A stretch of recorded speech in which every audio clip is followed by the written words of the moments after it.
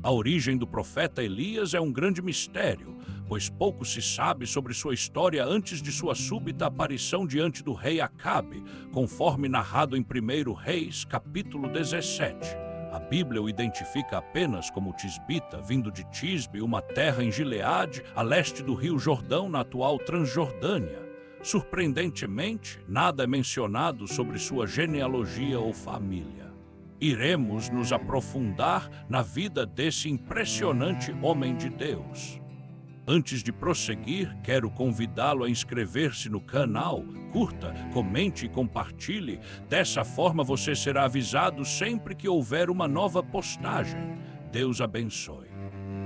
Elias surge em um período de profunda crise espiritual e apostasia em Israel, aproximadamente entre 865 e 850 a.C. Nesse tempo, o reino do norte era governado pelo corrupto rei Acabe e, posteriormente, por seu filho Acasias. A influência da rainha Jezabel, esposa de Acabe, foi devastadora, promovendo intensamente a idolatria e a oposição aos profetas do Senhor. Em contraste, no reino do sul, Judá, reinava o piedoso Jeosafá, que foi sucedido por Jorão, um rei que se afastou dos caminhos do Senhor ao se casar com Atalia, filha de Acabe.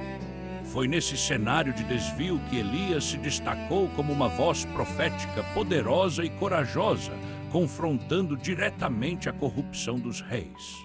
Seu desafio no Monte Carmelo, onde provou a supremacia do Deus de Israel sobre os profetas de Baal, foi um evento espetacular. Ele também sentenciou o rei Acasias por sua infidelidade a Deus, e sua missão transcendeu fronteiras, chegando a enviar uma carta profética a Jorão, rei de Judá. De todos os profetas e sábios de seu tempo, poucos exerceram uma influência tão vívida sobre a mente popular. Junto a outros profetas, como Micaías e seu fiel discípulo e sucessor, Eliseu, Elias tornou-se um símbolo de resistência contra a tirania e a injustiça religiosa. As histórias de sua fé inabalável e coragem inspiravam o povo a se lembrar de sua aliança com Deus.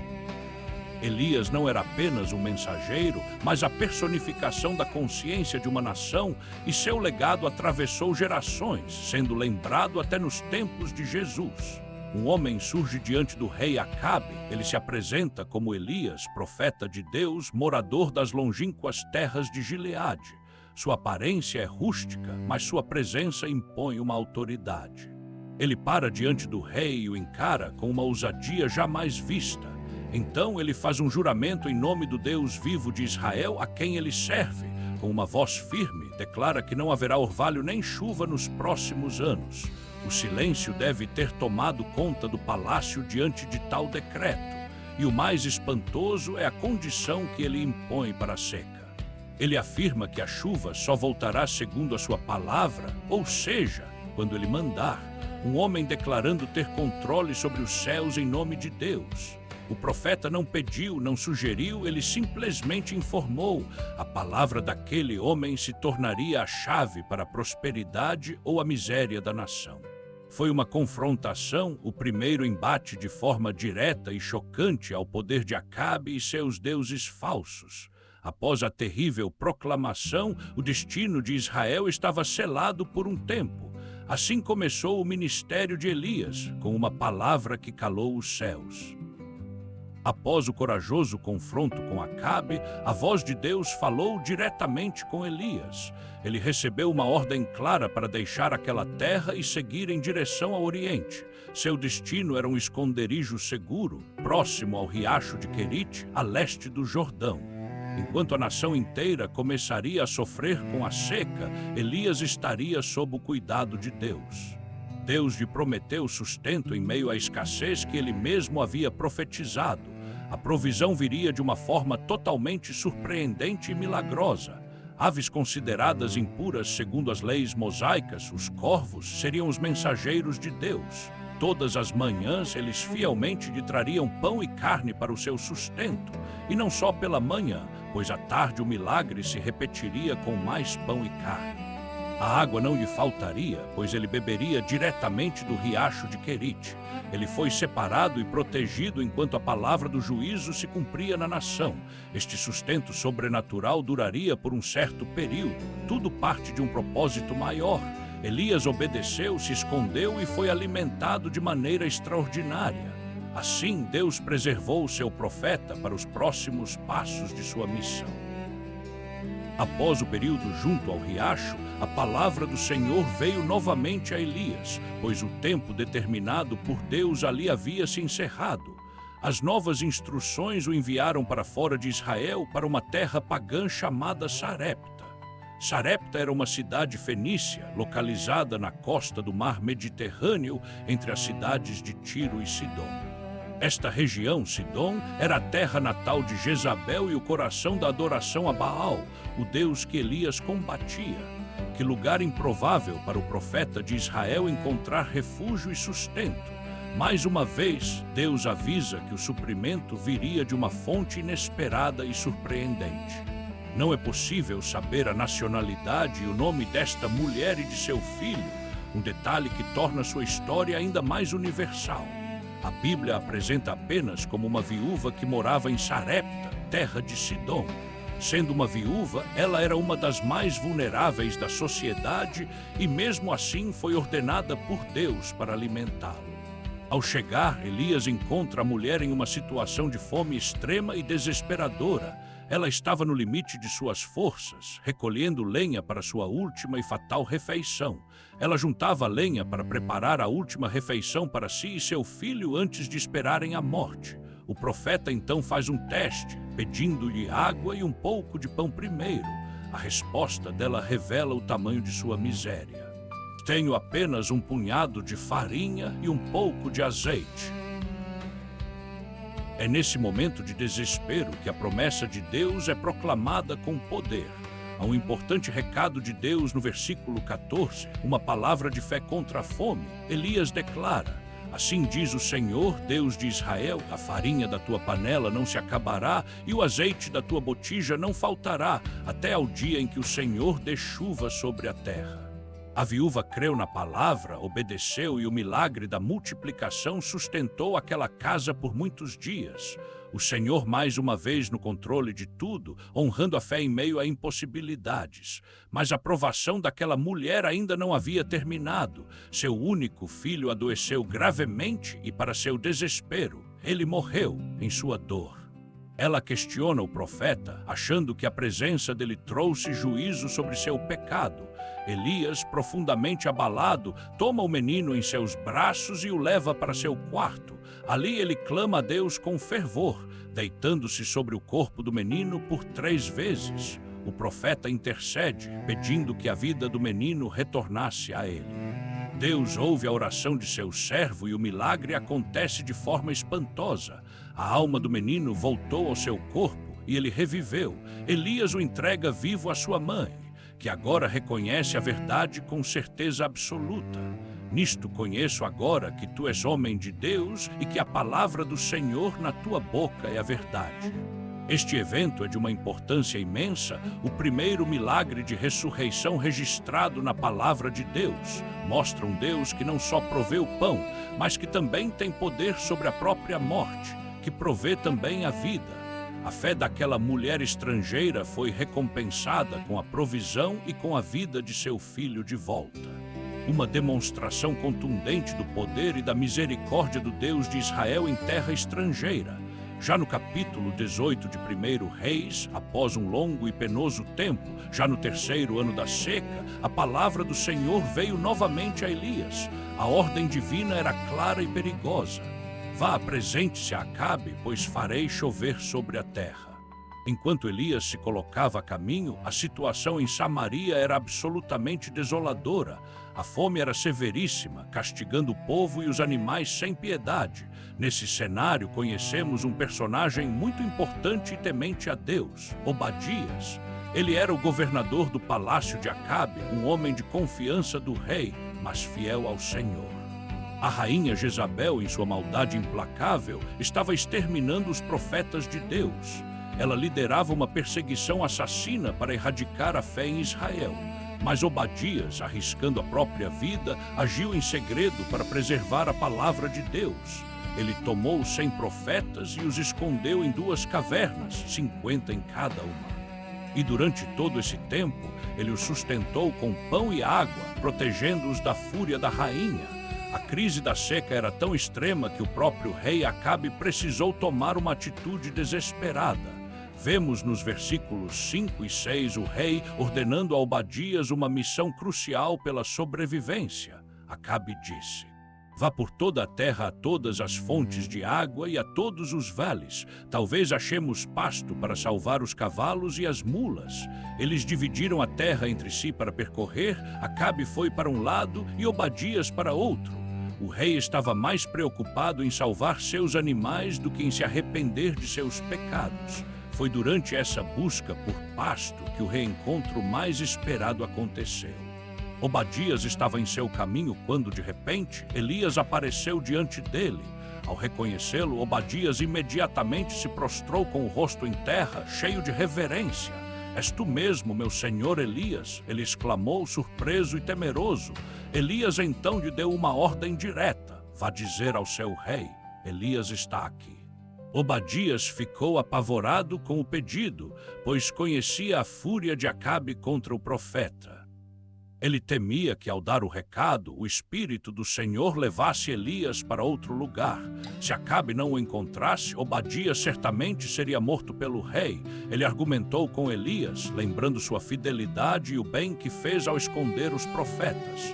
Mas Elias o tranquilizou com um juramento firme, garantindo que não desapareceria. Ele disse: "Tão certo como vive o Senhor dos Exércitos, a quem sirvo, hoje me apresentarei a Acabe." A promessa estava feita e o palco para o grande confronto no Monte Carmelo estava sendo montado. Obadias, então, partiu para cumprir a perigosa missão de anunciar a volta do profeta. O servo fiel se tornou a ponte para o encontro que mudaria a história de Israel. Que momento de tensão e expectativa se instaurou em toda a Samaria. O profeta que fechou os céus estava de volta para desafiar o rei e seus ídolos. O encontro de Elias com Acabe. Quando Acabe finalmente avistou Elias, sua saudação foi uma acusação cheia de ódio. "És tu o perturbador de Israel?" gritou o rei em fúria. Mas Elias, com autoridade divina, rebateu a acusação sem hesitar. "Eu não tenho perturbado a Israel, mas sim tu e a casa de teu pai", declarou o profeta. Ele expôs o pecado do rei e sua falha como governante diante de todos. "Vocês abandonaram os mandamentos do Senhor e seguiram os Baalins", sentenciou Elias. Com o verdadeiro culpado revelado, o profeta lançou um desafio monumental. Ele propôs um confronto para provar quem era o Deus verdadeiro em Israel. Elias sozinho contra o poderio religioso sustentado pelo Estado. Ele enfrentaria os 450 profetas de Baal e também os 400 profetas do poste-ídolo de Azerá. Todos os 850 profetas que comiam à mesa da rainha Jezabel. O desafio foi lançado diretamente ao rei omisso, que nada fazia para impedir a idolatria. Elias ordenou que Acabe convocasse não apenas os profetas, mas também todo o povo de Israel. O encontro estava marcado no Monte Carmelo e a nação inteira seria testemunha. No dia marcado, no topo do Monte Carmelo, uma multidão se formou. Todo o povo de Israel estava lá, junto com o rei Acabe e os 850 falsos profetas. E no centro de tudo, Elias se levantou, revestido de uma autoridade que vinha do próprio Deus. Ele se aproximou da multidão e chamou a atenção do povo com uma pergunta contundente: "Até quando vocês ficarão em dúvida, com dois pensamentos diferentes?" Ele bradou: "Se o Senhor é Deus, sigam-no, mas se Baal é Deus, sigam-no", desafiou o profeta. O povo, em silêncio, não conseguiu responder uma única palavra. Então Elias estabeleceu as regras do grande desafio para todos ouvirem. "Tragam-nos 2 touros", ordenou ele, explicando como o sacrifício deveria ser feito. Os profetas de Baal deveriam escolher um touro, cortá-lo em pedaços e colocá-lo sobre a lenha. Ele faria o mesmo com outro touro em seu próprio altar. Mas a regra mais importante era clara: não ponham fogo no altar. Ele advertiu: A proposta era simples e definitiva: o Deus que respondesse com fogo do céu, esse seria o Deus verdadeiro. O povo concordou que a proposta era justa e o desafio começou. Os profetas de Baal pegaram seu touro e prepararam seu sacrifício primeiro. Desde a manhã até o meio-dia, eles clamaram desesperadamente pelo nome de seu Deus. Ó Baal, responde-nos, gritavam eles enquanto dançavam e saltavam ao redor do altar. Mas não houve resposta, nem voz, nem sinal algum de que alguém os ouvia. Ao meio-dia, Elias começou a zombar deles com um sarcasmo cortante. Gritem mais alto, dizia ele, talvez o seu Deus esteja meditando ou ocupado ou viajando. Pode ser até que ele esteja dormindo e precise ser acordado, continuou Elias em seu escárnio. Enfurecidos e humilhados, os falsos profetas começaram a gritar ainda mais alto. Eles entraram em um frenesi, ferindo-se a si mesmos com espadas e lanças. Era um ritual terrível e eles se cortavam até o sangue escorrer por seus corpos. O tempo passou, o meio-dia se foi e eles continuaram com suas profecias inúteis. A tarde inteira foi gasta em seus rituais de automutilação e clamores vãos. Chegou a hora do sacrifício da tarde e nada havia acontecido. Não houve resposta, nem fogo, nem atenção alguma do Deus que eles serviam. O silêncio de Baal foi a prova de sua total inexistência e impotência. O fracasso deles foi completo e testemunhado por toda a nação. Chegou a hora de Elias. Com o fracasso dos profetas de Baal exposto, Elias se voltou para o povo e disse: cheguem mais perto de mim. Então ele começou o ato mais significativo daquele dia, a restauração do altar do Senhor, que estava em ruínas. Este concerto mostrava que a verdadeira adoração a Deus havia sido abandonada há muito tempo. Elias pegou 12 pedras, um número de profundo significado profético. Cada pedra representava uma das 12 tribos dos filhos de Israel, clamando pela unidade de seu povo, um momento de muita representatividade. Com elas, ele reedificou o altar em nome do Senhor, o Deus de Israel. Depois, ele deu uma ordem para que cavassem uma grande vala ao redor do altar. Ele arrumou a lenha sobre as pedras, cortou o touro em pedaços e o colocou sobre a madeira. Tudo estava pronto para o sacrifício, mas então ele fez algo que desafiava toda a lógica. Encham 4 cântaros de água e derramem sobre o sacrifício e sobre a lenha, ordenou ele. O povo obedeceu, encharcando completamente a oferta que deveria ser queimada. Profeticamente, ele deu a ordem uma segunda vez: façam de novo, e eles o fizeram. E ainda uma terceira vez ele ordenou: façam pela terceira vez, e a água foi derramada abundantemente. A água corria por todos os lados do altar, a ponto de encher completamente as valetas cavadas. Se já era impossível cair fogo do céu, agora era humanamente impensável acender qualquer chama ali. O grau de dificuldade foi elevado ao máximo para que a glória fosse exclusiva de Deus. Então, na hora do sacrifício da tarde, o profeta Elias se aproximou. Diferentemente das horas gastas pelos falsos profetas, Elias precisou de uma única e curta oração. Sua conversa com Deus durou menos de 40 segundos, mas foi cheia de fé e poder. Ele clamou ao Deus de Abraão, de Isaque e de Israel para que todos soubessem que ele era Deus. Ele pediu que Deus mostrasse que ele era seu servo e que tudo aquilo era ordem do Senhor. Responde-me, Senhor, responde-me, para que este povo saiba que tu és Deus e que fizeste o coração deles voltar para ti. E Deus ouviu imediatamente. Então o fogo do Senhor caiu do céu com uma força avassaladora. O fogo consumiu não apenas o touro e a lenha molhada. Ele devorou as 12 pedras do altar, o pó da terra e até mesmo a água que estava na vala.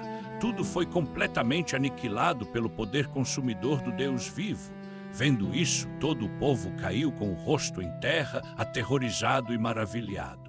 E em um só coro, a nação finalmente declarou a verdade. Só o Senhor é Deus, só o Senhor é Deus, eles gritaram em rendição e adoração. Enquanto o povo ainda estava atônito, caído com o rosto em terra, a autoridade de Elias não vacilou. Revestido pelo poder de Deus, ele deu uma ordem imediata e implacável para selar a vitória do Senhor. Repreendam os profetas de Baal. Sua voz ecoou com o peso do juízo divino. Não deixem escapar nenhum deles. Ordenou para que a fonte da idolatria fosse removida. O povo, agora convicto e obediente, prontamente agarrou todos os falsos profetas. Nenhum dos 850 homens que serviam a Baal e a Zerá conseguiu fugir. Elias então os conduziu para baixo do monte, até o leito seco do riacho de Quizon. Ali naquele vale, o juízo de Deus contra a falsa adoração foi executado sem demora. O profeta eliminou cada um deles, purificando a terra daquela praga espiritual. Foi um ato de justiça terrível, mas necessário para restaurar a aliança de Israel com o seu verdadeiro Deus. O cumprimento da palavra do profeta. Após o juízo contra os falsos profetas, Elias se voltou para o rei Acabe com uma nova palavra. Vá, coma e beba, pois já ouço o barulho de uma abundante chuva. Ele declarou com fé. Embora ninguém mais visse ou ouvisse nada, os ouvidos espirituais do profeta já percebiam o milagre. Enquanto Acabe foi se alimentar, Elias retornou ao cume do Monte Carmelo para orar. Ele não se exaltou, mas se humilhou profundamente diante de Deus em busca da promessa. Ele se encurvou até o chão e colocou o rosto entre os joelhos, numa posição de total entrega. Como a Bíblia não cita com a cara no pó ou orando de joelhos, é possível que tenha se lançado ao chão numa posição fetal para buscar a Deus. Em seguida, ele ordenou ao seu servo: vá e olhe na direção do mar. O servo foi, olhou e voltou dizendo que não havia absolutamente nada no céu. Elias, com uma fé persistente: vá e olhe novamente. Por 6 vezes a resposta foi a mesma. Um céu limpo e sem nuvens. Mas na 7ª vez, o servo retornou com uma notícia que mudaria tudo. Eis que sobe do mar uma pequena nuvem do tamanho da mão de um homem. Ele relatou: este era o sinal que Elias esperava, a prova visível da promessa de Deus. Imediatamente ele enviou uma mensagem urgente ao rei Acabe: prepare o seu carro e desça antes que a chuva o impeça, avisou o profeta. Enquanto isso, em pouco tempo, os céus se encheram de nuvens escuras. O vento começou a soprar forte e uma chuva torrencial caiu sobre a terra seca. A palavra do profeta se cumpriu de forma tremenda e sobrenatural. Acabe subiu em seu carro e partiu em disparada para a cidade de Jezreel. Então, mais um fato extraordinário aconteceu, demonstrando o poder sobrenatural de Deus. A Bíblia relata que a mão do Senhor veio sobre Elias com uma força incrível. Conforme relata o versículo 46 de 1 Reis 18, ele apertou a sua capa em volta da cintura e começou a correr.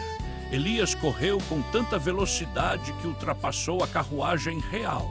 Ele correu na frente de Acabe por todo o longo caminho até a entrada de Jezreel.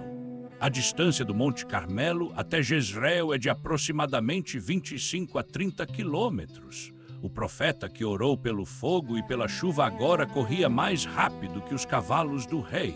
O Deus que responde com fogo é o mesmo que envia a chuva e fortalece seu povo. O capítulo se encerra com a vitória completa e absoluta do Senhor. A seca de 3 anos e meio, iniciada pela palavra do profeta, terminou pela sua oração. A vitória no Carmelo foi grandiosa, mas a batalha ainda não havia terminado.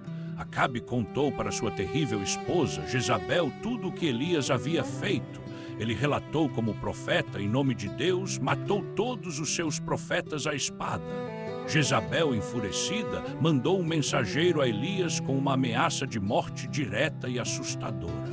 Que os deuses me castiguem com todo o rigor, se amanhã a esta hora eu não fizer com a sua vida o que você fez com a deles. Ela sentenciou. Aquele homem que fez cair fogo do céu, ressuscitou o filho da viúva, enfrentou 850 profetas sozinho e orou para que a chuva voltasse após um terrível período de miséria e escassez. Agora se amedronta com as palavras de uma única mulher. Parece inusitado, mas Elias, temendo por sua própria vida, levantou-se e fugiu para sobreviver. Ele foi para Berseba, em Judá, e ali deixou o seu servo para continuar sozinho. Ele entrou deserto adentro, caminhando por um dia inteiro, completamente exausto. Chegando a um pé de zimbro, ele se sentou e, em profunda angústia, pediu para si a morte. Já basta, Senhor. Tira a minha vida, pois não sou melhor do que os meus antepassados. Ele clamou. Ali estava um homem cansado, deprimido, no limite de suas forças físicas e emocionais. Ele se deitou e adormeceu debaixo daquela árvore, esperando o fim. Mas Deus não o abandonou em seu desespero. De repente, um anjo o tocou e lhe disse: levante-se e coma.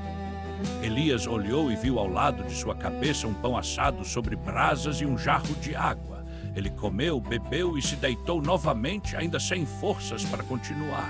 O anjo do Senhor voltou pela segunda vez, o tocou e insistiu: levante-se e coma, pois a sua viagem será muito longa. Disse o anjo.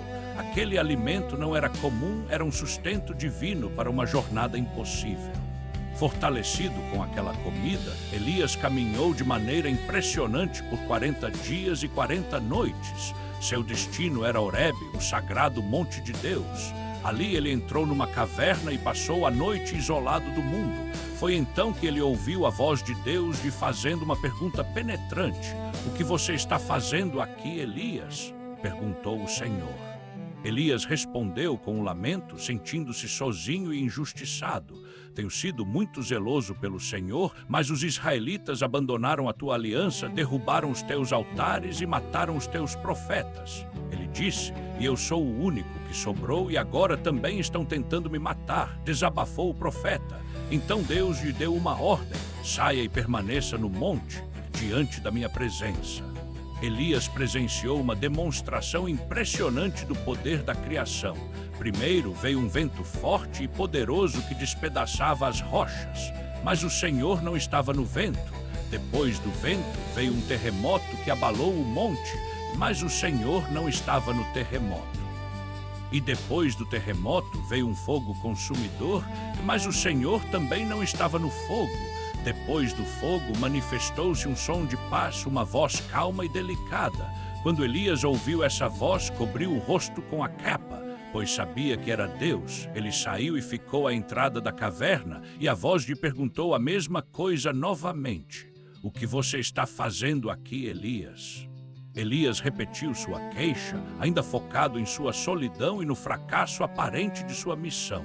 Mas Deus respondeu não com poder destrutivo, mas com um novo propósito. O Senhor lhe deu novas e claras instruções para continuar sua obra. Ele deveria ungir Azael como rei da Síria e Jeú como rei sobre Israel. E o mais importante, ele deveria ungir Eliseu para ser o profeta em seu lugar. Deus lhe mostrou que o futuro de Israel estava seguro em suas mãos. E para consolar o coração de seu servo cansado, Deus lhe revelou uma verdade preciosa. Saiba que reservei para mim 7.000 em Israel. Disse o Senhor, são todos aqueles cujos joelhos não se dobraram a Baal e cujos lábios não o beijaram. Elias não estava sozinho como pensava. Havia um remanescente fiel. Deus o curou de sua depressão não com uma explicação, mas com uma nova missão e uma promessa. Ele saiu daquela caverna renovado, com um propósito claro e a certeza de que Deus estava no controle de tudo. A jornada do profeta, marcada pela fragilidade humana e pelo cuidado divino, iria continuar.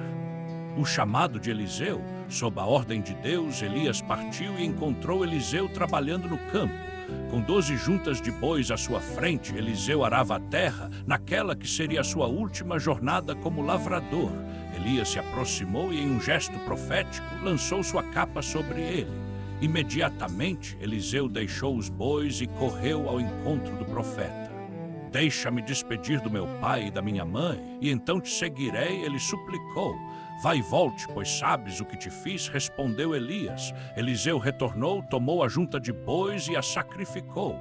Usando o arado e a canga como lenha, ele cozinhou a carne dos animais. Depois deu a carne ao povo e eles comeram.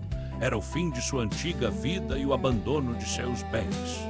Eliseu estava renunciando até então o seu ofício de homem do campo, desfazendo de tudo para atender ao chamado de Deus. Ele se levantou, determinado a seguir seu novo mestre. Tornou-se o servo fiel de Elias, pronto para sua jornada espiritual. O chamado divino havia sido selado com fogo e sacrifício. Uma nova era profética estava para começar. Após a morte do perverso rei Acabe, seu filho Acasias assumiu o trono de Israel. Ele continuou nos mesmos caminhos maus de seu pai, desagradando ao Senhor. Um dia, o rei Acasias sofreu um grave acidente ao cair da sacada de seu palácio. Ficando muito doente em sua cama, ele tomou uma atitude de grande afronta. Em vez de buscar o Deus de Israel, ele enviou mensageiros para consultar Baal-zebu, o Deus dos filisteus. Ele queria saber se iria se recuperar de seus ferimentos. Mas Deus enviou o profeta Elias para interceptar os mensageiros no meio do caminho. Elias os confrontou com uma mensagem divina e poderosa. Por acaso não há Deus em Israel para que vocês consultem o ídolo de Ecrom? Voltem e digam ao rei que, por causa disso, ele não se levantará mais de sua cama. A palavra do Senhor é esta: você certamente morrerá. Os mensageiros voltaram e relataram as palavras do profeta ao rei Acasias. Furioso, o rei enviou um capitão com 50 soldados para prender Elias. Eles encontraram o profeta sentado tranquilamente no topo de um monte. Com arrogância, o capitão ordenou: homem de Deus, desce daí. Elias respondeu com a autoridade do céu: se sou um homem de Deus, que desça fogo do céu e consuma você e seus homens. E imediatamente fogo desceu e consumiu todos eles. Sem se arrepender, o rei Acasias enviou um segundo grupo com mais 50 homens. O mesmo destino terrível aconteceu e o fogo de Deus os destruiu novamente. Insistente, o rei enviou um terceiro capitão que agiu com sabedoria. Este capitão subiu, ajoelhou-se diante de Elias e suplicou por sua vida e pela vida de seus homens. O anjo do Senhor disse a Elias para descer com ele e não ter medo. Elias foi pessoalmente até o rei e repetiu a profecia em sua face: por não ter buscado ao Senhor, mas sim a um Deus pagão, você morrerá. E conforme a palavra de Deus, o rei Acasias faleceu em seu leito. Esta passagem mostra que Elias não tinha medo de reis ou de exércitos. Ele servia a um Deus muito maior. Quem anda com o Deus verdadeiro não precisa se curvar diante do poder dos homens. O poder de Deus é infinitamente superior. A fidelidade a Deus está acima de qualquer autoridade terrena, e a palavra do Senhor sempre se cumprirá. Chegara o tempo em que o Senhor levaria o profeta Elias para o céu num redemoinho. Elias estava prestes a iniciar sua última jornada, partindo de Gilgal com seu discípulo Eliseu. Ele sabia exatamente o que estava para acontecer, pois Deus havia lhe revelado. Durante o percurso para Betel, Elias disse a Eliseu: fique aqui, pois o Senhor me enviou até Betel. Mas Eliseu, em sua lealdade inabalável, respondeu: tão certo como vive o Senhor e vive a tua alma, não te deixarei. Assim, os dois desceram juntos para a cidade de Betel. Ali, um grupo de discípulos de profetas se aproximou de Eliseu em segredo. Eles perguntaram: você sabe que hoje o Senhor vai levar o seu mestre para longe de você? Sim, eu sei, mas fiquem calados, respondeu Eliseu, pois seu coração já estava ciente. A jornada continuou e o Senhor ordenou que Elias seguisse para Jericó. Novamente, Elias tentou deixar seu discípulo para trás, mas a resposta foi a mesma. Tão certo como vive o Senhor e vive a tua alma, não te deixarei, declarou Eliseu com firmeza. Em Jericó, outro grupo de profetas também foi avisado por Deus sobre o evento iminente. Eles fizeram a mesma pergunta a Eliseu, que pediu silêncio mais uma vez. A ordem divina agora era para que Elias seguisse até o poderoso rio Jordão. Pela terceira vez, Eliseu se negou a abandonar aquele que chamava de mestre e pai. 50 homens dentre os discípulos dos profetas o seguiram à distância, observando atentamente. Ao chegarem à margem do rio, Elias realizou um milagre espetacular. Ele tirou sua capa, dobrou-a e bateu com força nas águas do Jordão. Imediatamente, as águas se dividiram para a direita e para a esquerda. Elias e Eliseu atravessaram o rio andando sobre a terra seca. Agora, nos momentos que antecediam o arrebatamento, a conversa final aconteceu.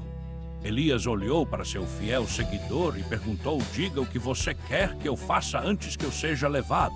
Eliseu não hesitou e fez um pedido audacioso e profundo: Quero receber como herança uma porção dobrada do teu espírito. Ele clamou. Elias ponderou e disse: esse pedido é difícil de atender. Mas se você me vir quando eu for levado, assim de será feito, estabeleceu a condição. Porém, se não me vir, você não receberá, concluiu o profeta. Enquanto caminhavam e conversavam, algo espantoso surgiu nos céus. De repente, um carro de fogo puxado por cavalos de fogo separou violentamente. Elias foi levado para o céu em meio a um redemoinho poderoso. Com os olhos fixos no céu, Eliseu viu tudo e gritou em desespero e reverência: meu pai, meu pai. O Senhor sempre foi como um exército para defender Israel.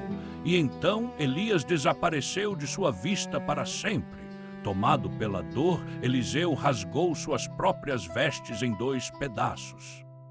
Ele viu a capa de Elias que havia caído no chão e a pegou. Aquele manto representava a continuidade do poder profético de Deus. Eliseu voltou para a beira do rio Jordão e parou segurando a capa. Com fé ele bateu nas águas e clamou: onde está o Senhor, o Deus de Elias? Assim que ele bateu novamente na água, o rio se dividiu como antes. Eliseu passou para o outro lado, agora revestido da mesma autoridade. Os 50 profetas que observavam de longe viram o milagre acontecer. Eles exclamaram uns aos outros: o poder de Elias repousa sobre Eliseu. Então correram para encontrá-lo e, com grande respeito, ajoelharam-se diante dele. A sucessão estava completa e um novo capítulo na história profética de Israel havia começado. O discípulo fiel havia se tornado o novo profeta de Deus na terra.